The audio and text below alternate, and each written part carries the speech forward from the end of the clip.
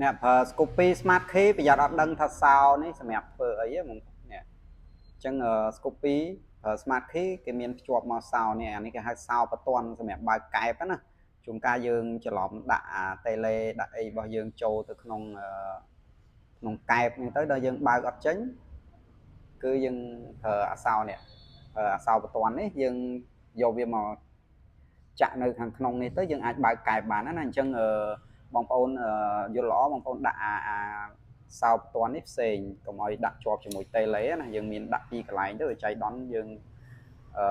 អស់គុយឬមួយពេលខ្លះវាអស់គុយក៏យើងបើកកែបអត់បានដូចគ្នាណាអញ្ចឹងវាអស់គុយឬមួយថ្មវាអស់ tele អស់ថ្មក៏យើងត្រូវការសោបន្ទាន់នេះដើម្បីបើកកែបបើកអីហ្នឹងណាបច្ច័យដនត្រូវបើកកែបអញ្ចឹងយកល្អយើងដាក់វាផ្សេងណាអញ្ចឹងដើម្បីបើកវាស្រួលទេបងប្អូនឆ្កឹះគៀននេះបន្តិចមកនេះអញ្ចឹងកន្លែងនេះវារៀងតឹងបន្តិចបងប្អូនសកត់វាបន្តិចយកកញ្ចក់យើងនេះឆ្កឹះហើយយើងព្រុញវាចេញមកក្រៅបន្តិចមកនេះ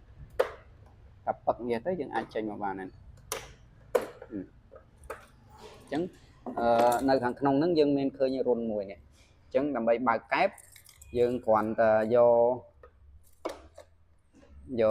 ដាក់ទៅដាក់ចូលប្រឡោះហ្នឹងទៅហើយយើងកាច់ចុះក្រោមបើកកែបហ្នឹងអញ្ចឹងជាក់ស្ដែងឥឡូវកែបបើកបិទនេះឃើញបិទអញ្ចឹងដើម្បីយើងចង់បើកកែបវិញយើងគ្រាន់តែចុចឲ្យជាប់មកហើយយើងកាច់វាមកក្រោយវិញមកកែបយើងបានណាអញ្ចឹងអានេះការពារណាការពារចៃដន្យយើង